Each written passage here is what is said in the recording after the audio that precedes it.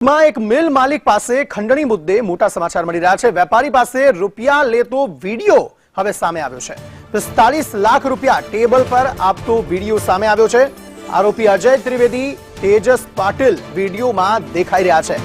આરોપીઓના ઘરમાંથી કેટલીક ફાઇલો પણ મળી આવી હતી। અનેક મિલ માલિકોના પેપરો મળી આવ્યા હતા।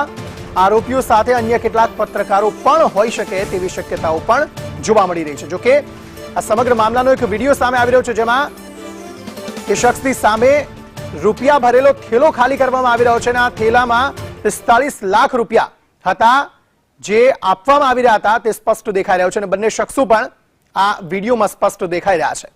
અનેક મિલ માલિકોના કેટલાક જે પેપર છે તે પણ આ ઓફિસમાંથી મળી આવ્યા છે। મનીષ પરમાર વધુ માહિતી આપી રહ્યા છે। મનીષ, જણાવશો શું વધુ વિગતો?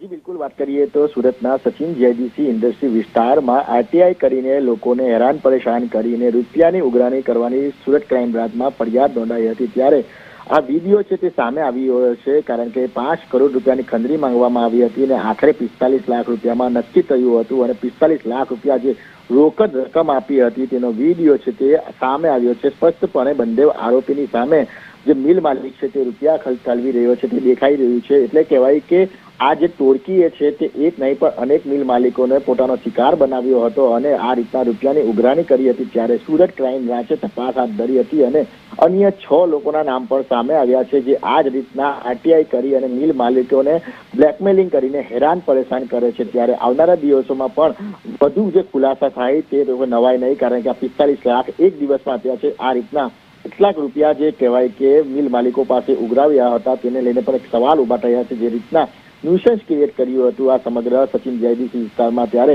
લોકોની હવે માંગ છે કે આવા અન્ય લોકો છે તેને પણ શોધી રાખવામાં આવે અને તેમના વિરુદ્ધમાં પણ કાર્યવાહી કરવામાં આવે। જી આભાર સમગ્ર માહિતી આપવા માટે।